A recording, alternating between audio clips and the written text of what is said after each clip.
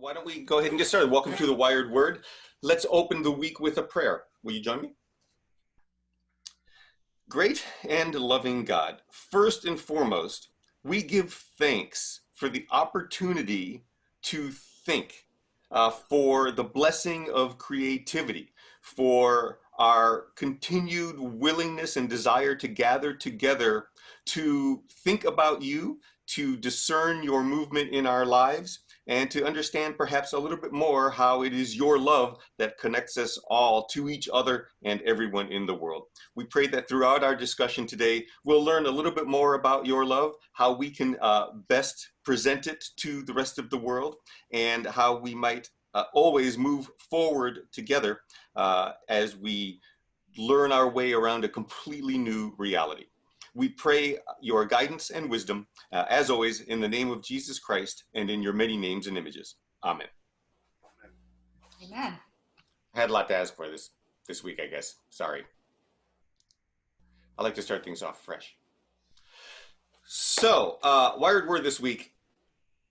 I don't know how you all felt about this, but I actually had difficulty reading this the several times that I read it because the premise I found came from such a sense of privilege. And then what this guy that they kept quoting, I thought was like, oh, I mean, he couldn't be any more waspy. So it was just, I took sort of umbrage with the whole thing to begin with because it presumed this, obviously white, middle class, suburban fantasy world that, I mean, I didn't grow up in that, and I'm not really sure that even exists, to tell you the truth. It's an American dream, yes, but I mean, this suburbia that he describes, I think, is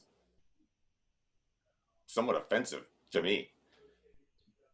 But the question that he asks, I think, is still pertinent, which is the way that we sort of hunker down in these things, and the way that we create these spaces that are supposed to give us sort of safe haven and safe shelter, refuge and sanctuary.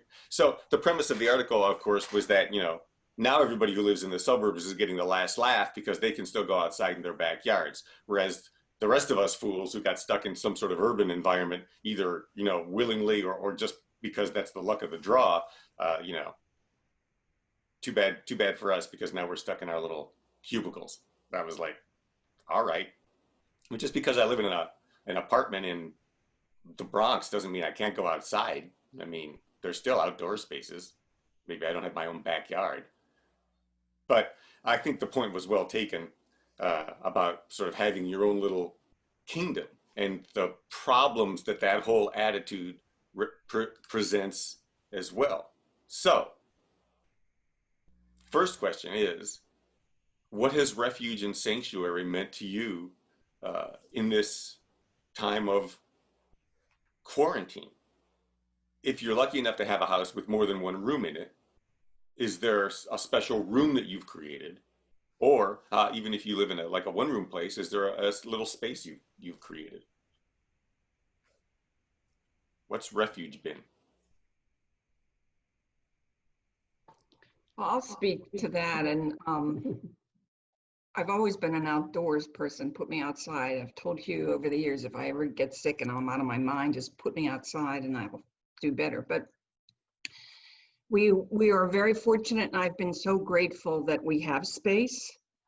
And I have a porch that's really my refuge. I've set it up, and also a backyard.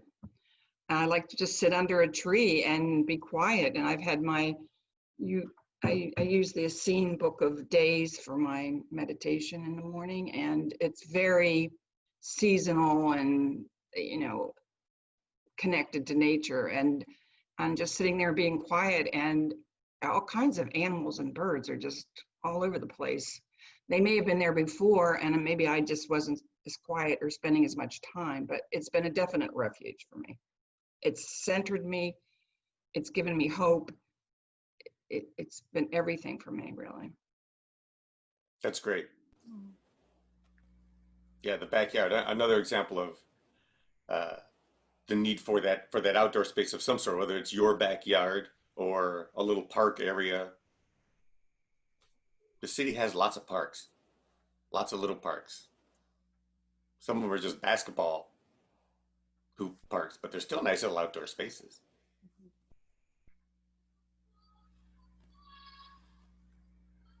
Who else? What other kind of sanctuary or refuge have you discovered or created?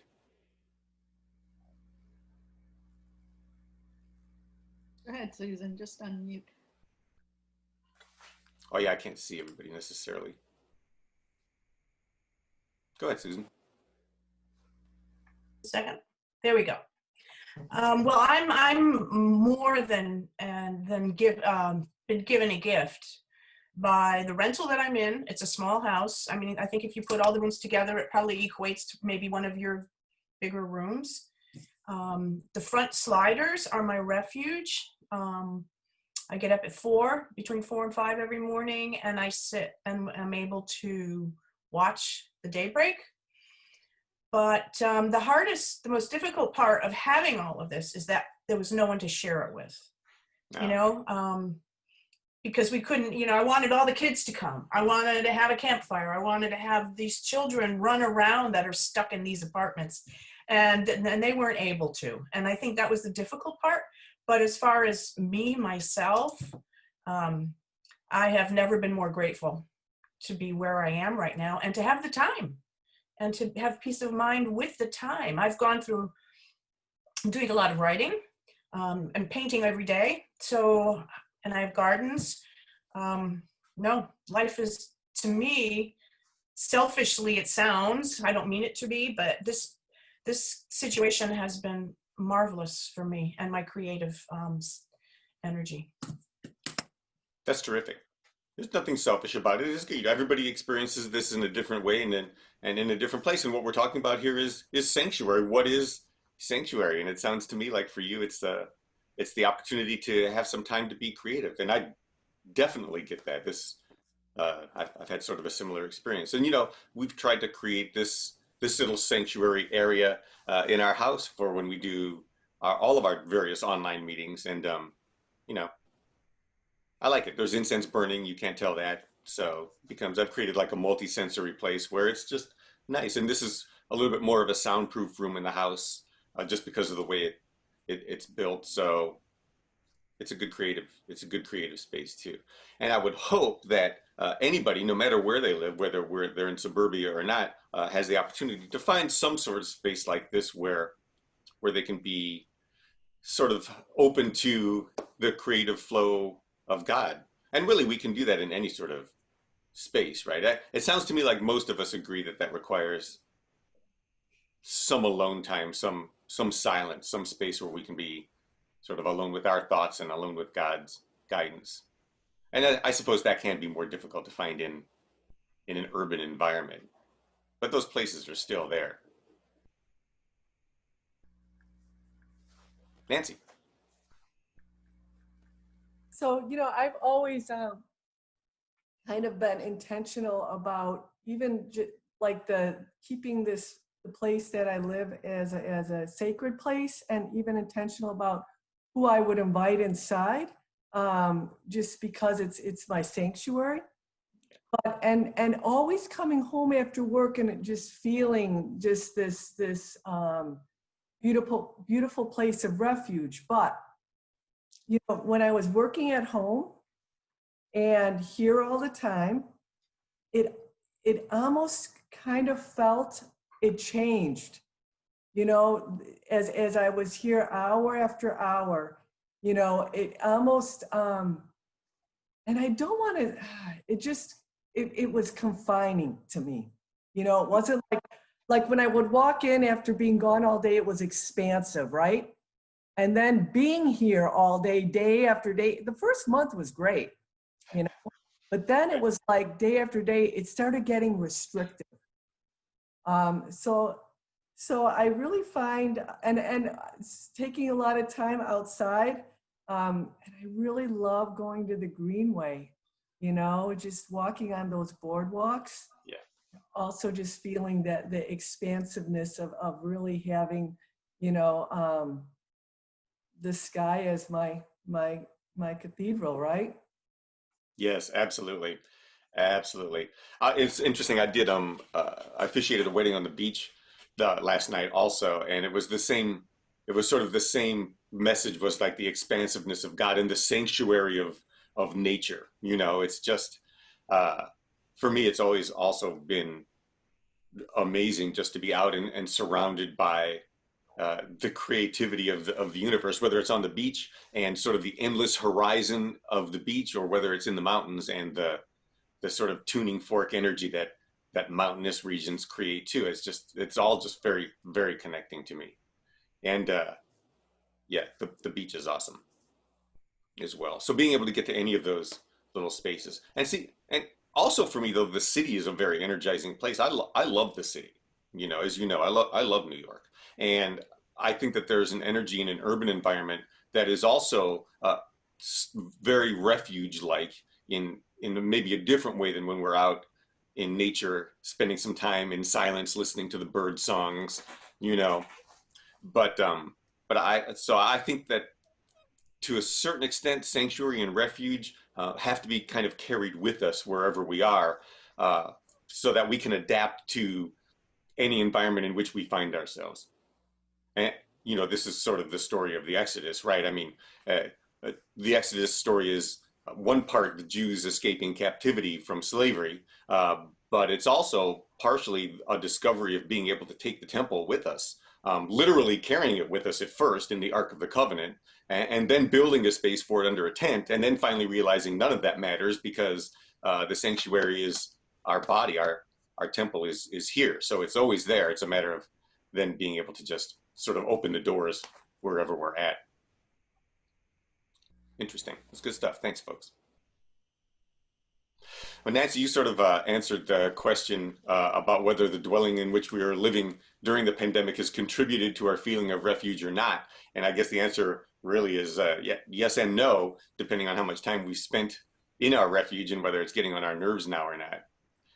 But you bring up also an interesting question about the importance of sort of shifting scenery to shift our mindset, right? We go to our workplace to work, and we come to our sanctuary to be sanctified, to rest and find wholeness. And sometimes if we're using that same space for both things, it can be difficult to make the switch, even if it's a separate room, you know. I end up wandering all over the house throughout the day. I spend time in here, and then, you know, I'll go out to the other room for a little while, work on my iPad or something. You know what I mean? It's just sit out on the lanai. When it's cooler outside, you can work outside a little bit too. But you do end up kind of taking your work with you wherever you go too. So, you know, I get it.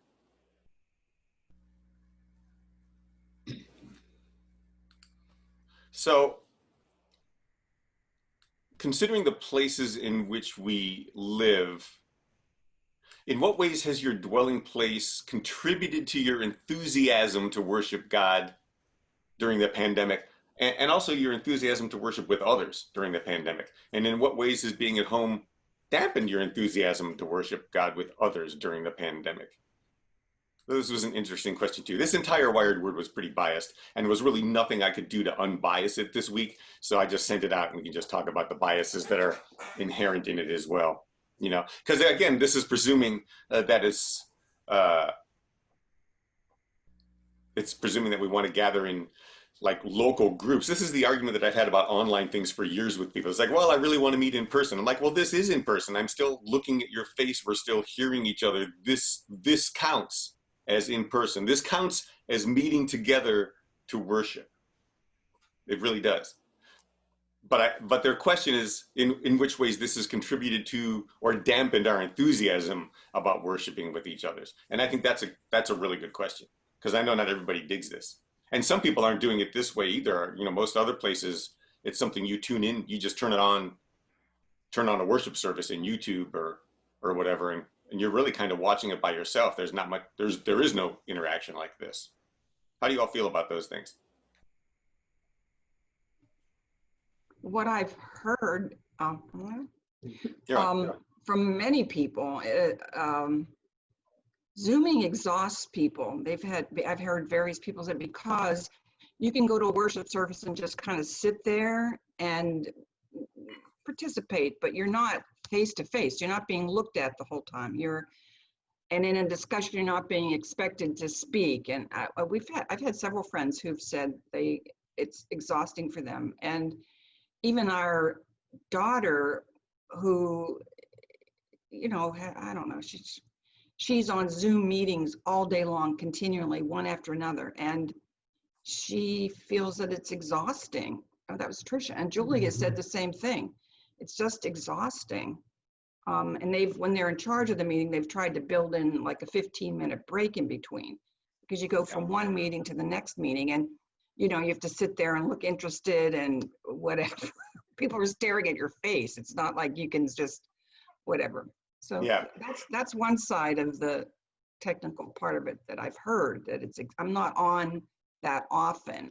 I've limited my times. Hugh's on a lot more than I am. Yeah.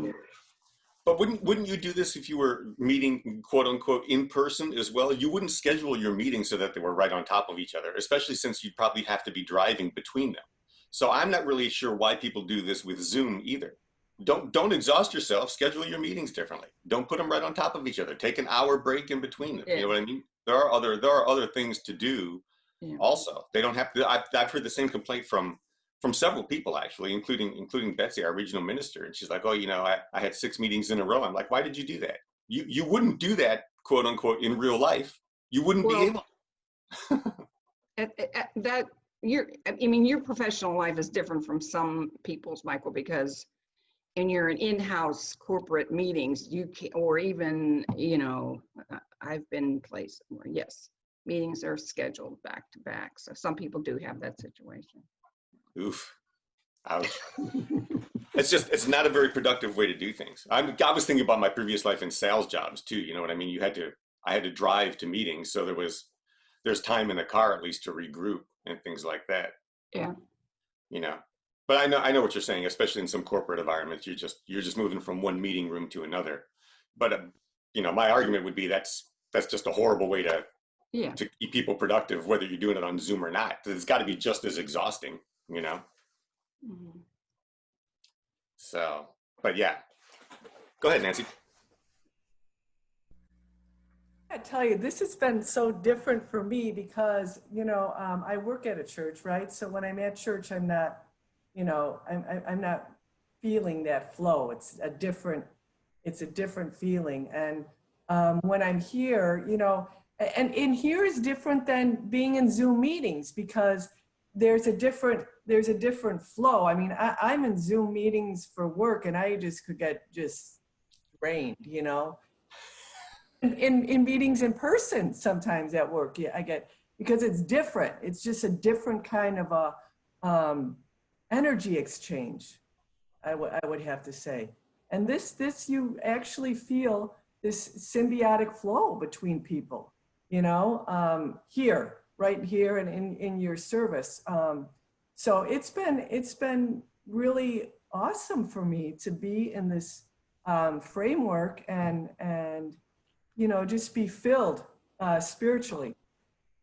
Oh, thanks, Nancy. No, thank you. Well, I hope, you know, I think Wired Word maybe feels a little bit more like a regular Zoom meeting. Hopefully service feels a little bit different. Go ahead, Barbara. Just to piggyback on that, I feel very similarly to this meeting, but I think it has something to do with the history.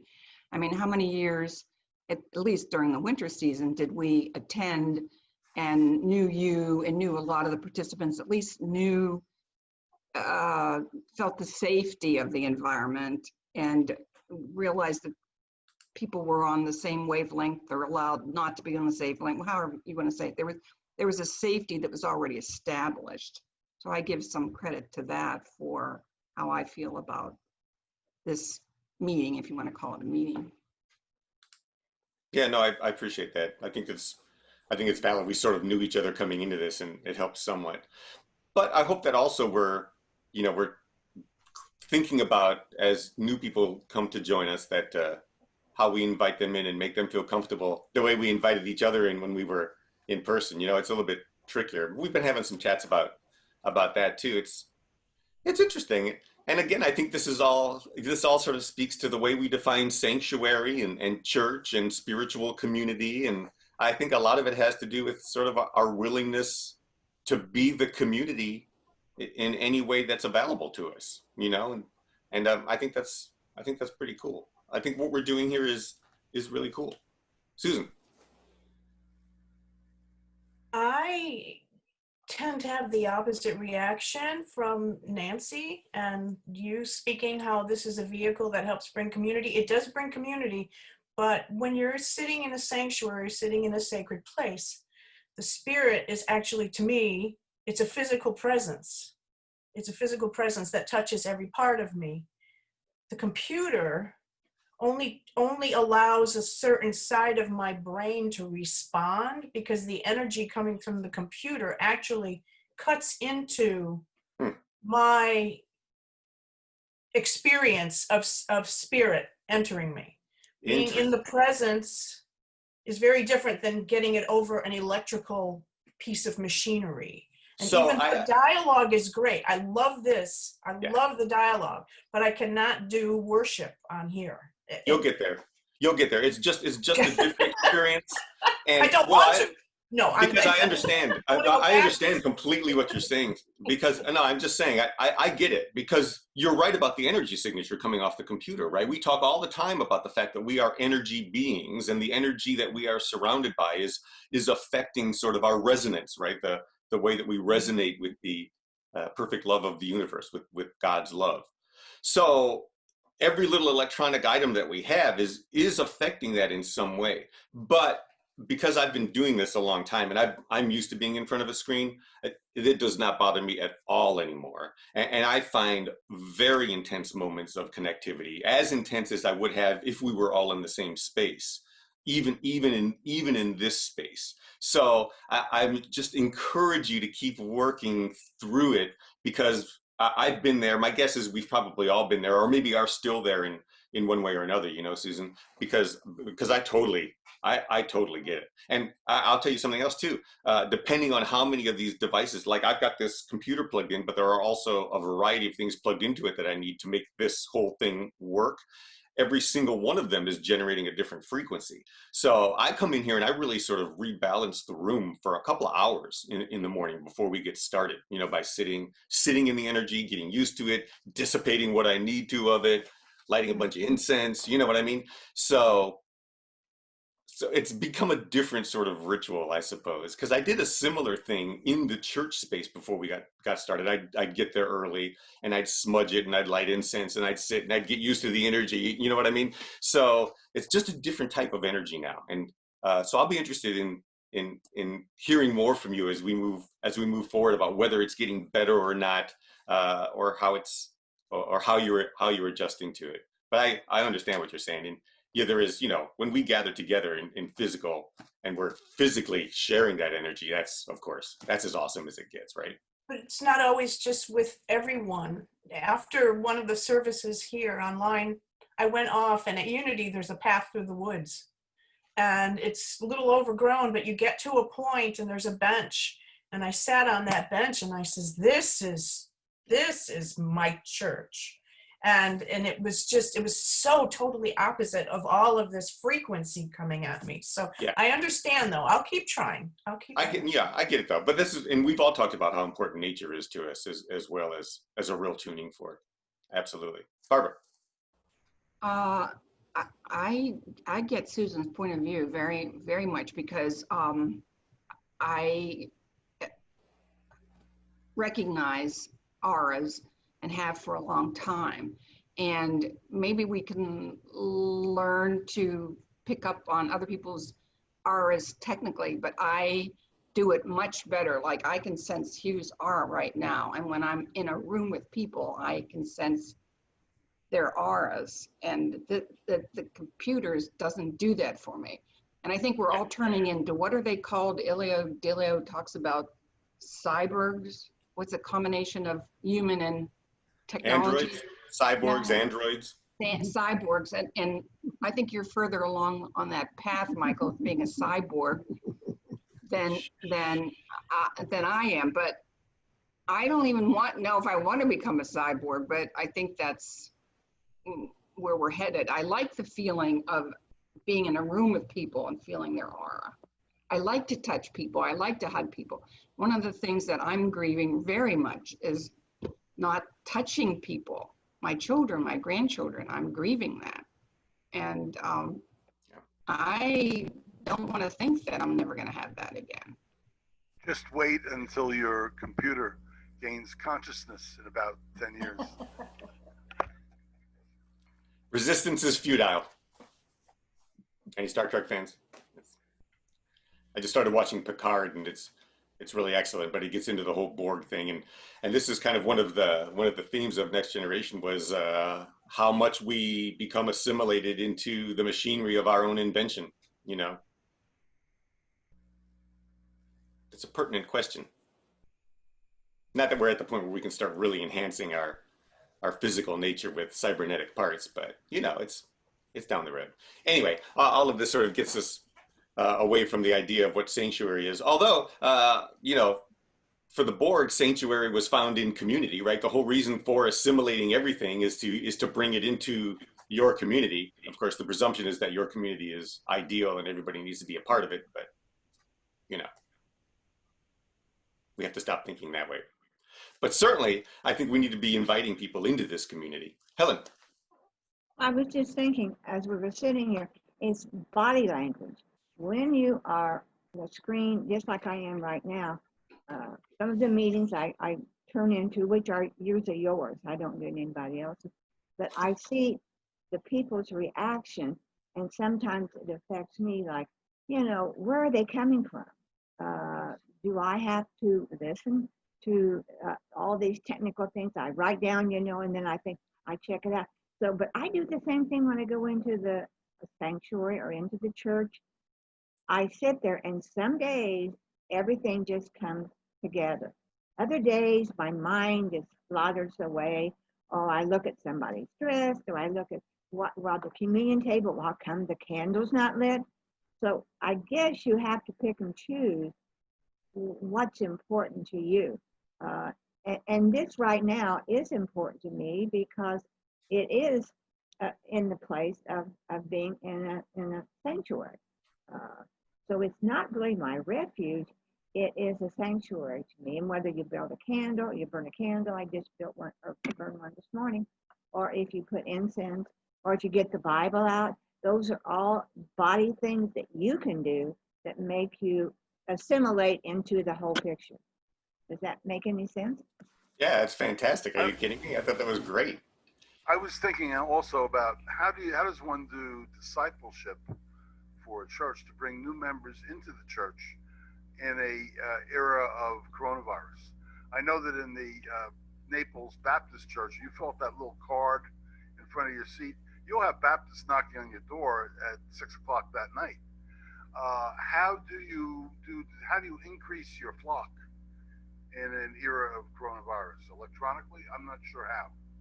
That's a good question. Well, I would argue, and again, we'll probably talk about this at our meeting on the 7th, but I would argue that to a certain extent, it's probably easier to do evangelism now because we're so electronically connected, and that the old-fashioned form of evangelism, like going door to door and leaving calling cards and things, that wasn't working for anybody but the Baptists anyway.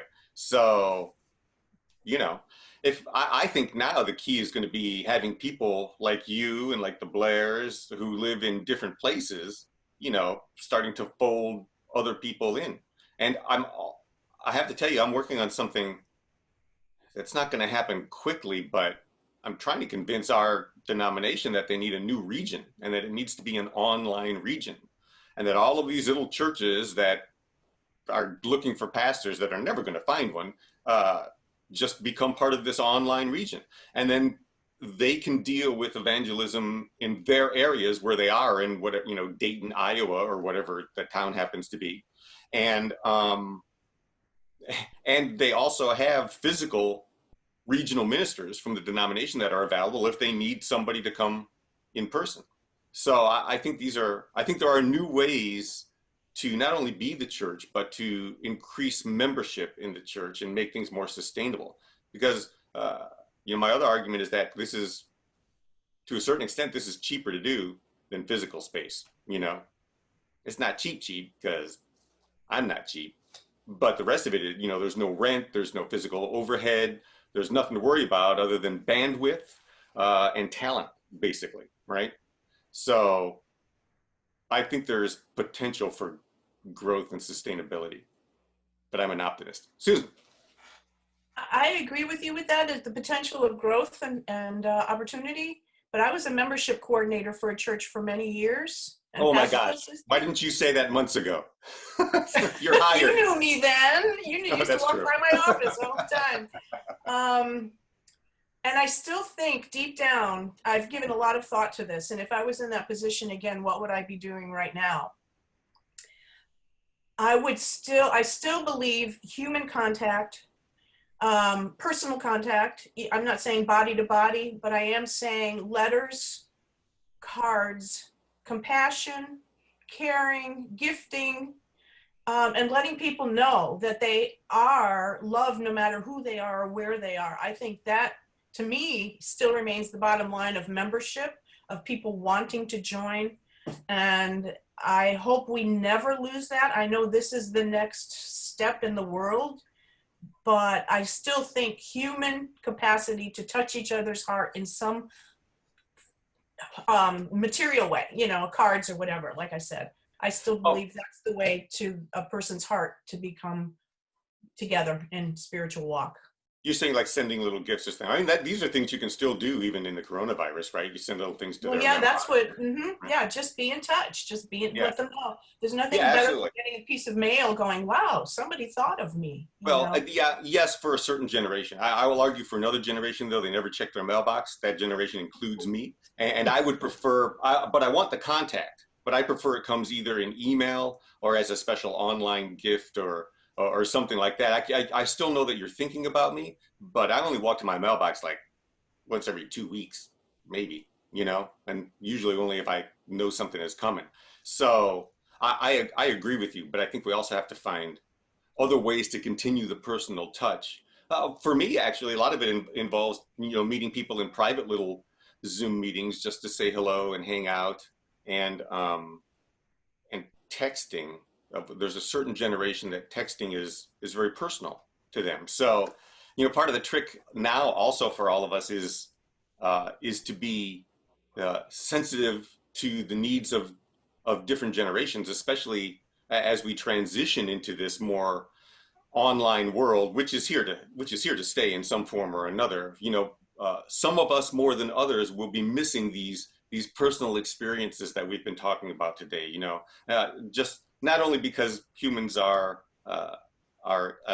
a communal species, we're a species that likes to interact with each other, but also because sanctuary and refuge and church have, for many of us, have been so connected with sharing the same physical space, with being able to touch each other and hug each other and have these experiences. So, as we move forward, as the world moves forward, it's going to be important for people of faith and for communities like ours to try to figure out the best way to sort of fulfill everybody's needs, even as we're prevented from doing some of it. The physical stuff we just really can't do right now.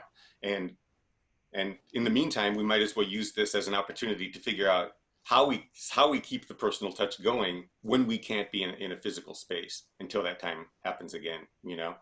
And even at that, when we do start gathering again, it will be so different. So, like Gary mentioned before, it's been 40 years and we don't have an AIDS vaccine or anything like that. So expecting that we'll have a vaccine for this that makes us all comfortable hugging and seeing each other in person again anytime soon is probably unreasonable. So moving forward, how do we make the best of this world? How do we make this feel like a sanctuary space? And I'm hoping that we're finding ways to do that. One of those ways is by when we actually move into service here, we keep the service looking as much like a regular service as possible, with some prayer time and some silent time and some singing time. And it's an adjustment, but hopefully these times that we share together are helping all of us discover new ways to find sanctuary wherever we are. Let's take a look at some scripture here. There was one in particular.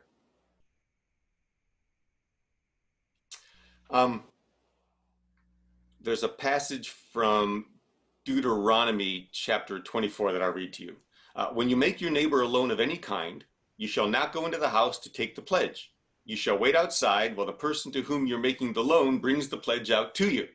The concept behind this passage is recognition that one's home is one's castle, and thus its boundaries should be respected by others. In other words, the fact that you now own a piece of a person's life by loaning them money doesn't mean you have the right of entry to come and go as you please. So this was actually a problem in the ancient world. Somebody would loan you money, to build your house or buy your house or something, and then they would just walk into it because technically they owned the house. So like in, the centuries before mortgage laws and things like that, the guy who owned the mortgage in your home would just walk in and out. This happens at parsonages, I understand as well. Like when a church owns a parsonage that's attached to the church, like in the old days, people would just walk in and out all the time, I guess, because, technically it's their place. So, y'all can walk in and out if you want, but it's a longer trip now. So the point behind this, though, is that you are supposed to have some personal space, even if that space is physically owned by somebody else. And while this passage is absolutely about a person's sort of real estate property rights, it's biblical, so it has to have some sort of spiritual meaning too. All the stuff in the Bible, as literal as we might want to take it, also has spiritual depth to it as well. So this is really also about ownership of our own spiritual spaces. And the private spaces that are necessary for our spirituality, and sort of how we take ownership of those, and how we consider inviting people into those spaces. Nancy touched on this a little bit earlier about being intentional about her house and the spaces in her house, and even the people who you allow to set foot in your house, because there's great energy in our homes that's really wrapped up in who we are and our relationship with God. So anybody that steps foot in that, much the way Susan's describing, the computer sort of disrupting her energy space, people do that to each other all the time, right? But we talk about the blessing of being together for worship because we can share each other's energy. But sometimes we might be in a bad mood or something, and that affects the energy around us too. And I do think it's going to be fascinating to learn how to experience this with each other through these screens a little bit more effectively and efficiently. I have a feeling a new sort of trend, trait, skill is going to develop within us as we're able to tune into each other, even through these pieces of glass, that are separating us. I'm actually pretty prayerful that these experiences are going to help us understand the deep interconnection of God even more powerfully, because we can feel each other. As Nancy said, like I can feel it right now. I can feel all of you sort of in my energy, even pushing back and forth against this. You know what I mean? So this is because even though we're not in the same physical space, even though we're not at the Current here in Naples or anywhere else, we're still interconnected as though we were. God's love flows through all of us, keeps us all being. So, these times that we're together, if we're intentional about experiencing each other's presence, I think that we can still experience it very, very powerfully, because we're inviting each other into our spiritual spaces now, into our spiritual gathering spaces. In some ways, that might be even more personal than the large physical spaces we gathered in. I don't know. Does that work for any of you? Well, You? it's Zoom recognizes that. Zoom recognizes that we're creating a different kind of space. They set up you can set it up for admitting people to your space, admitting people or excluding people from your space. Yeah.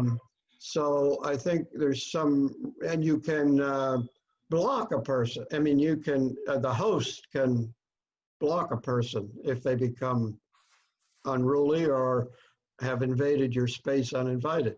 So I think Zoom has already taken that into, not maybe for the reasons we're talking about, but they've recognized that space as needing to be controlled. Yeah, it's true. Zoom has definitely recognized the need for privacy because of this whole counter subculture of Zoom bombers has developed, which craziness. Meg, do you have your hand up? Chris calls it a renaissance of light beams. This is a renaissance. That's nice. Can you talk about that some more? He's out of the room. Christopher!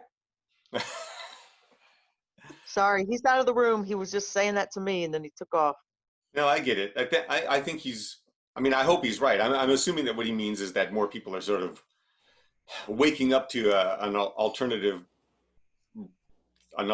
reality and the possibilities of living as lighter beings, as purveyors of God's love and light. And I do think that, I mean, this has been a long awakening, actually. We've been going through it for decades, if we want to be real about it. But I do think like there's a bigger push now. And I think that, quarantine for a lot of us has forced us into little thinking shelters where we're really reconsidering everything, not only about our own lives and their structure, but the way that we interact with other people, obviously out of necessity, and what that means moving forward for a globally interconnected economy. Economics will have a lot to do with how we move forward as well. Look what's happening. We started to open up some of these states purely for economic reasons, even though the health data said we shouldn't do it. And of course, now everybody's getting much sicker.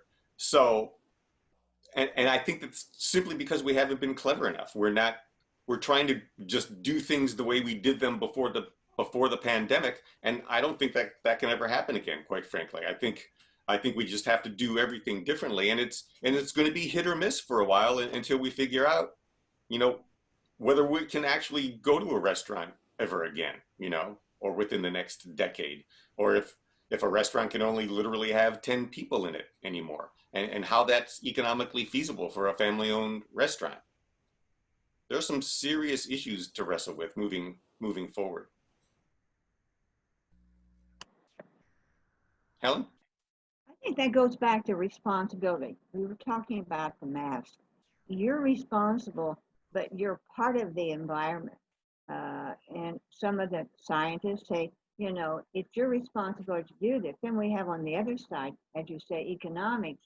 But didn't we have some of that in 9/11? Because remember the day all that happened, everything just came to a standstill. And I mean everything. Right. But we did get through it. The only thing with this is they keep telling us this may be next year. We don't know when we're going to get this. So it's that uncertainty. And isn't that what religion is? Religion is the uncertainty of what the future is going to be. But so you have to have faith and hope that you can get through this, but also you need to help others get through it too. So maybe that's what Zoom and Skype and again, because people can shut you off. Well, Facebook is another example. They're now discovering, you can block them. Well, now they want more than blocking. They want Facebook to be the person that's going to cut their ties. Most of it has to do political, but again, then you get into economics.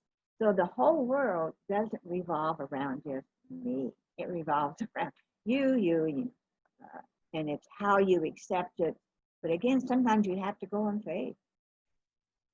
Yeah, you raised several interesting points here, not the least of which being the fact that the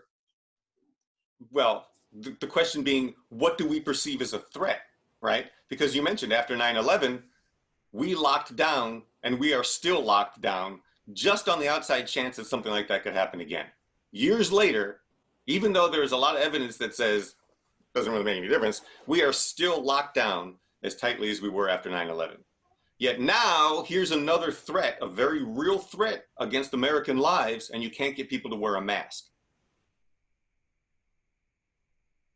But everybody still willingly takes off their shoes and leaves all their belongings behind to go through a metal detector at the airport.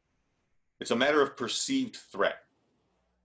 we perceive the threat of terrorism in the sky as greater than the threat of a disease killing us. And that is actually patently false and incorrect, especially in this day and age.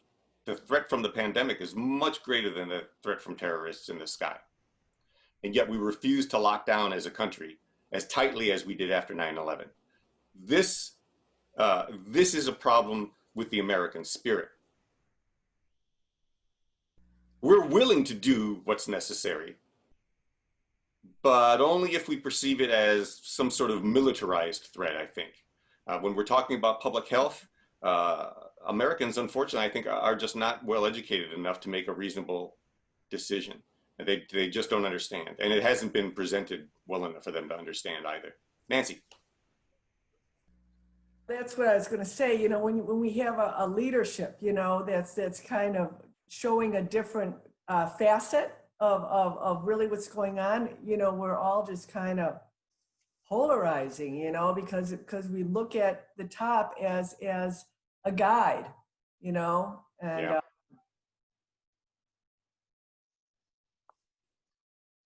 Grace? There's got to be some kind of spiritual gem sitting in this space of virtual relationships. And maybe we're having to tap into a new skill or something to be able to make impacts in each other's lives on a screen. Barbara, you said you're really sensitive to auras. You can't feel that on the screen, but maybe there are things we could start to develop that we don't even know about, where we can give some of our spirit to each other in ways that we didn't do before. You know, maybe there's a gift in all of this that's a spiritual development or an awakening of how to I don't know why I keep running out of words, but do you know what I'm talking about? I think so. I think so. I think you're talking about our ability to sort of experience our quantum connection now, right? Because again, yeah, we you know we talked about this a little bit earlier as well. But if God is the fundamental string and we're all just pieces of it, then yes, we should be able to sense each other's auras and energies through the fundamental string that interconnects us. But I do think it's a new skill, Grace. I don't think, you know, first of all, not that many people even understand what we talk about when we talk about energy sensitivity or auras or things like that. We're presuming, you know, everybody in this group, we toss these words around because we all sort of have this same understanding and basis to work from. But, you know, hopefully we'll start to get people in here who might have questions about those things. So let's just remember to help explain it to folks who might not get what we're talking about, who might have, you know, come looking for a more traditional Christian message where they wouldn't be talking about auras, or they might be talking about them negatively. But for us, we understand that everything has an energy signature, and that for generations we've called that energy signature an aura. So the ability to see that as a gift in the first place, the ability then to sort of be able to manipulate the energy and heal it is another gift. And now we're entering an era where we need to be able to do this over distances. Now, there have been energy healers that I've worked with that have been able to do this over distances already, because they understand how the energy works and that it's connected, right? So there are people that can do it. So I think they're good examples for us as we all start sort of learning this new skill. And on one way or another, on some level or another, we're all doing it already quite naturally, because again, gathering in this space, even over Zoom, it just sort of, it starts to energize our connection to each other anyway, because we're intentionally gathering together. And I think as we spend sort of more time in this space and more time intentionally trying to imagine this energy that's connecting us to each other, the better we'll get at really feeling each other and experiencing it, and possibly become able to share energy back and forth, even in this format. I mean, I think it'll take some time, but this is part of the reason that we still include, moments of silence and tuning and things like this in service so that we can start to develop this a little more fully. Because I think there's something new happening, Grace. I absolutely think we're learning some new skills. Or maybe if we're not learning new skills, we're learning how to utilize the ones that we've had that maybe have been a little dormant. That's kind Barbara. of cool to me. Oh, I think it's awesome. Absolutely. Barbara? Well, I there's so much going on in my head, but I agree with our needs that Grace is putting out and what you were saying, Michael. I think that we all okay, bottom line, we all are connected and we do have these skills. They're lying dormant because we weren't allowed to believe it. It was, but people have been sending healing and prayer and whatever for generations, for millennium Oh, yeah. probably. Thousands of years. And, I remember there was a period in my life when I was really into studying ESP and, different religious practices and whatever. And a roommate of mine from my basic nursing program, and I did this, I don't know, she's still alive.